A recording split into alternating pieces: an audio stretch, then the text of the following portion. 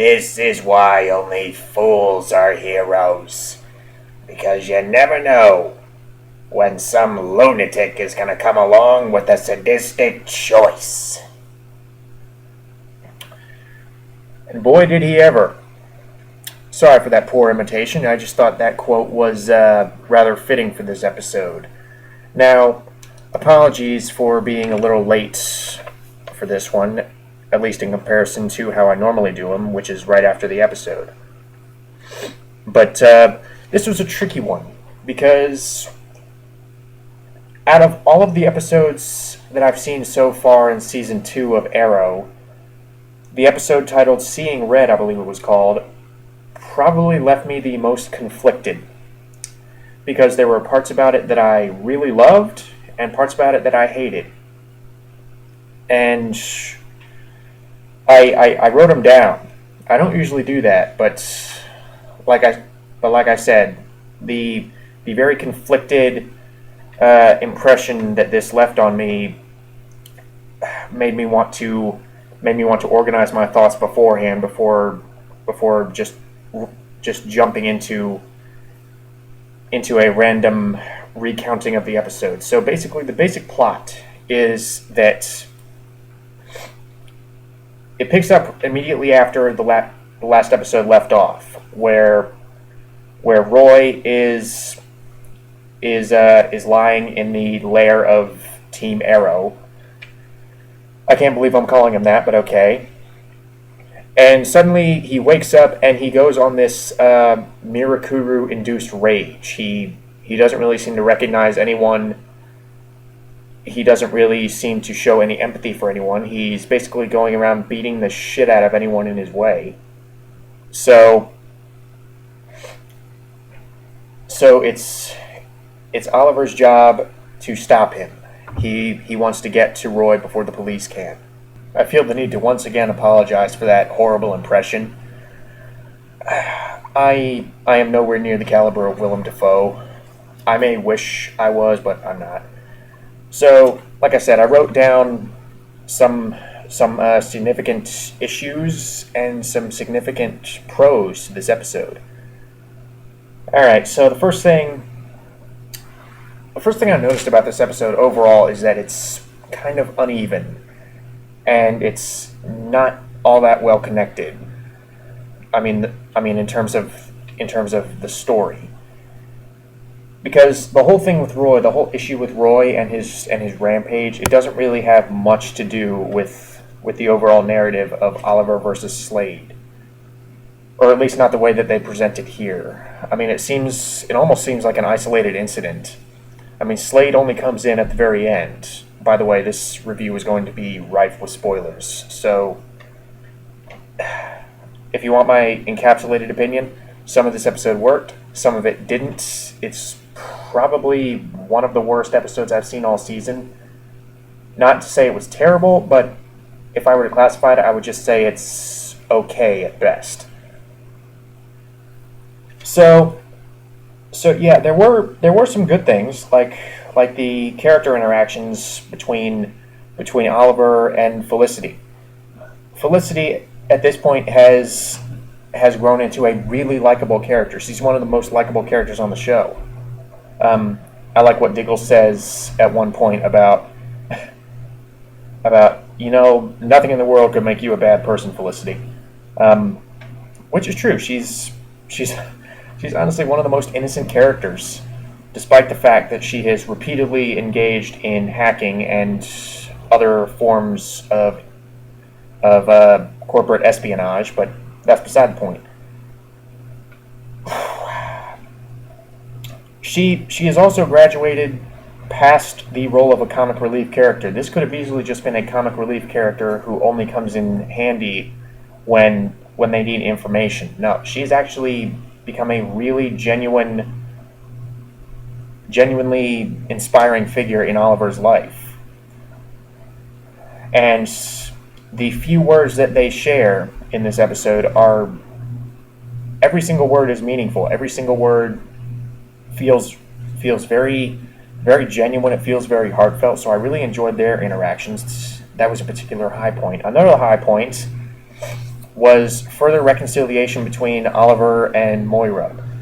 And this was all capped off with a surprising revelation about Moira's character, about her knowledge.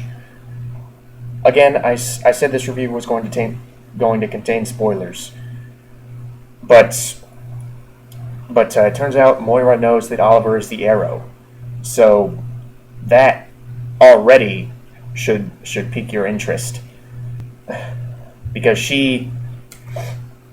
that makes her character more interesting, and it makes all of their interactions all the more meaningful now. So the fact that the show doesn't really seem to sugarcoat the previous events in Moira's life makes their reconciliation all the more. It makes it all the more impactful. You don't really feel like you're being cheated, or at least I didn't really feel like I was being cheated when they continued to converse with each other in this episode. How they are getting along, they are on relatively good terms.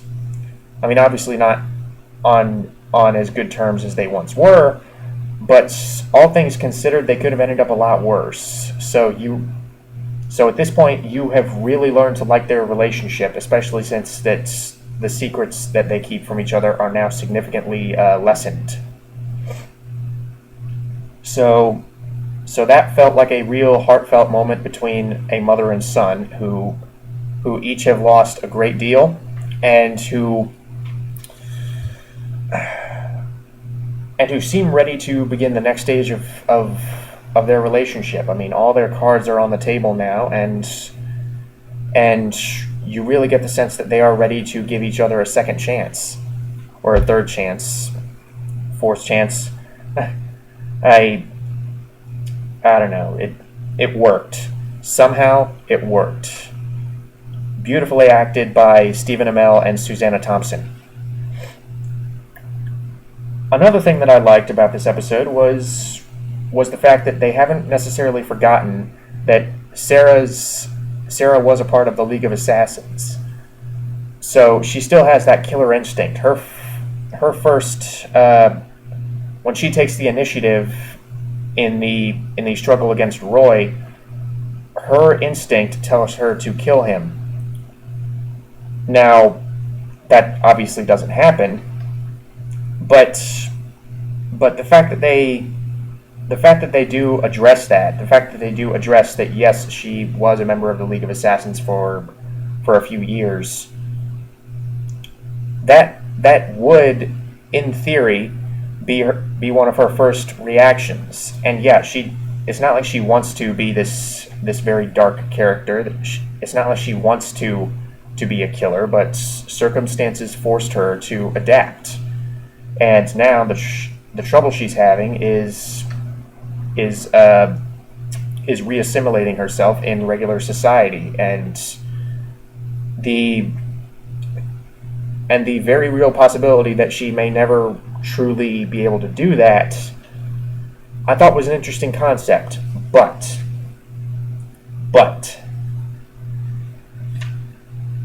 and this actually begins the many things I didn't like about this episode. The whole thing about Sarah leaving is, again, I hate to sound like a broken record, but it just seems like this is one of the least logical decisions for her to make, at least at this point, because she has constantly been trying to regain some semblance of a normal life in returning to Starling City and reuniting herself with her family and trying to do good with Oliver. And her leaving just felt kind of like a cheat, especially since this character has grown steadily more likable the more she's been on the show. I like Sarah Lance, and I like her as Black Canary, and I like what they've done with the character. I can think of more than a few comic book fans who would be kind of pissed off at how much at the liberties that they've taken with a lot of the characters on this show, actually. But for me, who's kind of a casual fan of the Black Canary, who's not like a die-hard, like, oh, wow, Black Canary. When she showed up, I was like, oh, cool, it's Black Canary. Oh, okay, that's different. So, so for me anyway, she has worked thus far on the show, and her leaving for such a contrived reason seemed like a cheat, and that's kind of what I was saying, and that's how I plan to connect it back to something I liked, because I mentioned just a minute ago about how it's nice that they addressed her history with the League of Assassins, but the way that they use it here and the way that they actually discuss it is, it feels like some really corny justification for her leaving, because it's honestly like the writers couldn't really think of a natural reason for her to leave. It's like okay, we have to get her off the show because we have to provide some more conflict. Okay, or we have to provide a bittersweet ending. How can we do that? Oh yeah, let's bring up her past history as the League of Assassins, and then come up with some corny line like, "Oh, I love you too much to be with you right now." And you had a good thing going. You had a good idea going with the whole Sarah really wanting to kill Roy, because A, she has a history with the League of Assassins, and B, that was the only way that they could think to stop Slade 5 years ago. So you had a good thing going there, and you could have really established this aspect of her character. You could have really established it early on in the episode and done a lot of things with it in this episode, but instead you barely bring it up in the duration of the episode, and at the end you use one of the most interesting aspects of her character as some weak explanation to temporarily take her off the show and provide some semblance, I guess, of dramatic tension. Like, oh my god, is she going to come back? Oh my god, she's leaving. Oh my god. It angered me about as much as it angered me more than when Roy left Thea, because I like Oliver and Sarah better than I like Roy and Thea. And that wasn't a good reason for Roy to leave Thea either, but at least you could have the minor justification there that Oliver ordered him to do it. Oliver made him do it, and he was on Mirakuru, so you at least had that small bit of justification. It still wasn't a legitimate reason, or at least not in my book, but there was that small bit of justification to that action. There's even less of an excuse for Sarah, so yeah, I really didn't like that.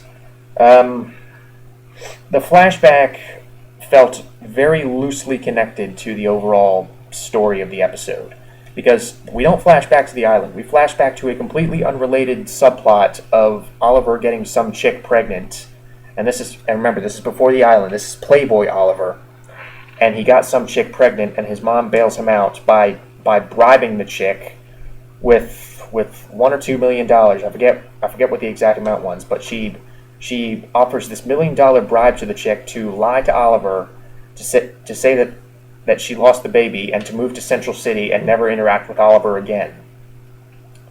So aside from establishing something that we already know, in that Oliver used to have a very close relationship with his mother, this whole subplot felt completely unconnected to the rest of the episode. We never see this chick again. We never really get any revelation that Moira lied to Oliver about this. All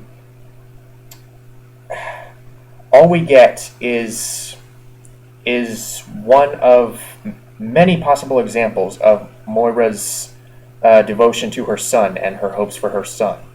So it would have been nice if there was a more tangible connection between the events of the past and the events of the present. But overall, it still felt like it was still well acted. I will give it that. But probably the worst part of this episode was Thea. Oh boy. You know, I mentioned last week how how I didn't really think her reaction was completely justified. I didn't really think her behavior was completely justified in treating her mom and brother like absolute crap. But this episode only amplifies that issue and makes Thea the most unlikable character in the episode. Possibly even more unlikable than Laurel. And Laurel wasn't, well, Laurel had like 2 lines in the flashback. That was it. But Thea, she acts like such a petulant child in this movie, or in this episode. And like I said, she has a reason to be upset. Her mom and brother have been lying to her for God knows how long. So I'm not saying that she has absolutely no justification for her feelings toward her mom and brother, but the way that Willa Holland plays it, and this may have something to do with the direction, and it may have a lot to do. Yeah, it has a lot to do with the script actually. The script was the biggest problem in this episode, but the way that they kind of play it, and the way that they have Willa Holland play it, it sounds like it's like she's throwing a temper tantrum. It doesn't really seem like her world has been rocked by this revelation. It just seems like she's not getting a toy that she wanted. It seems like she's not gonna get to go shopping with her friends on Friday night. She just acts so snooty and so, for lack of a better word, bitchy towards Oliver and Moira, seemingly forgetting all that they have done for her over the course of her entire life. I mean, they have put food in her stomach. They have put clothes on her back. They have provided a roof for her to live under. She is part of the richest family in the city. And all of a sudden, all of that counts for nothing. All of that counts for absolutely nothing. And I can understand maybe that counting for nothing in her mind as kind of an impulse reaction, maybe overlooking those details, but show a little more gratitude, show a little more conflict. You know how I would have handled this particular conflict? I would have had her shut herself off from her family, but do it in a way that's not so petulant. Have her be almost kind of dead to the world. Have her still in visible shock. Not really being able to face her family members with any kind of confidence or any kind of trust anymore. That seems to be what they were going for, but the best way I can describe it is she can face them. It's just that whenever she does face them, she acts like a spoiled brat. Maybe I'm being too hard, but I just could not stand her in this episode. Every time she showed up and offered another one of her snarky comments, I was just like, okay, could you please just go away? Just shut up and go away. What else? Okay. This is the last part of this episode, and this is what I think redeems this episode from being a quote-unquote bad episode. Spoilers. This show pulls a Game of Thrones and kills off Moira Queen. Oh, I'm real. This show kills off a character that we have interacted with since season 1.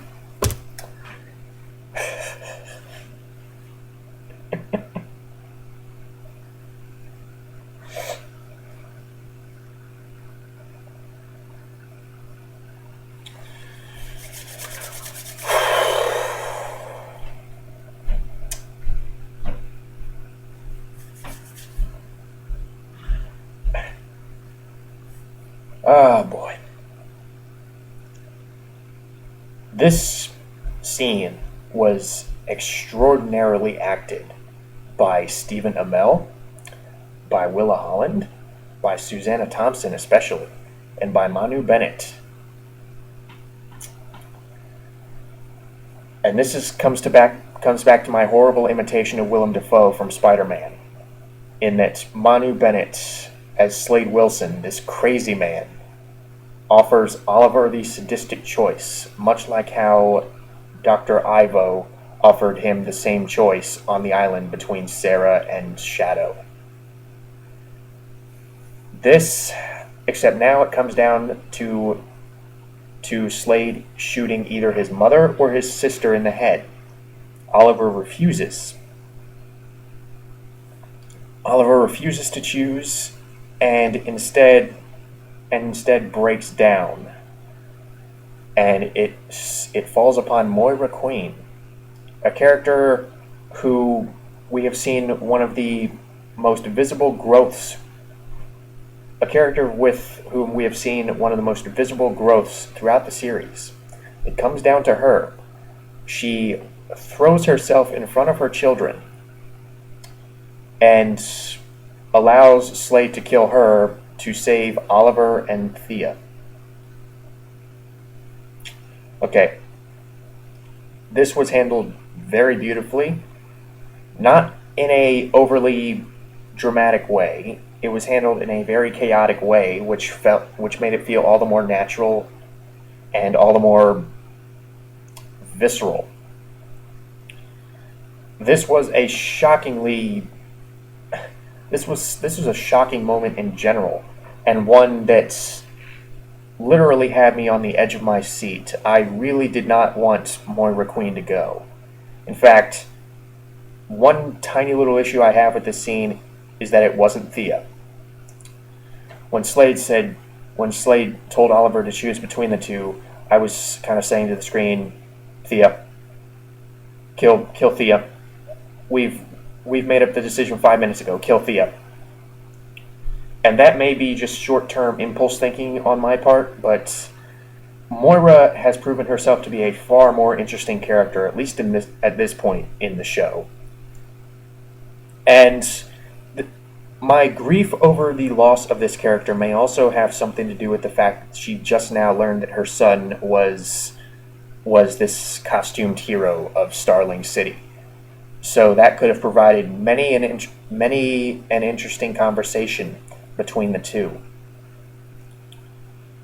She mentioned how she's unbelievably proud of her son and what he has strived to become. And before we had gotten a chance to see her elaborate on that, they kill her off. True, she has almost completely redeemed herself since her very untrustworthy self in season 1. So on that note, her story arc could be complete, but it could have paved the way for another story arc, which kind of goes back to death essentially halting someone's progression through life. That's what death does. So on that hand, this scene works extraordinarily well because Moira had so much more to possibly look forward to in her life. What with reconciling with her children and rectifying old mistakes. But instead that comes to a swift and very heartbreaking end when Slade takes his sword and runs her through the heart. So, obviously I'm looking forward to seeing where this episode will go from here. So, that scene really elevated this episode dramatically. So, when I say that I like this episode, I'm saying that I like parts of it. The acting is fantastic. The action scenes, or what little there were serviceable enough. And the game-changing moments, namely in the form of numerous character interactions and the aforementioned character death, were very, very appropriately effective and really registered on an emotional level. But the sheer lack of likability for Thea and the completely and the relatively unrelated plots of the flashback and of Roy's roid rage made this a flimsier episode in terms of what it has to stand on. It made it less consistent in its quality. At times it was excellent, at times it was not so much. So hopefully by this you have gathered my opinion on the episode as a whole, and hopefully next episode can get back on track.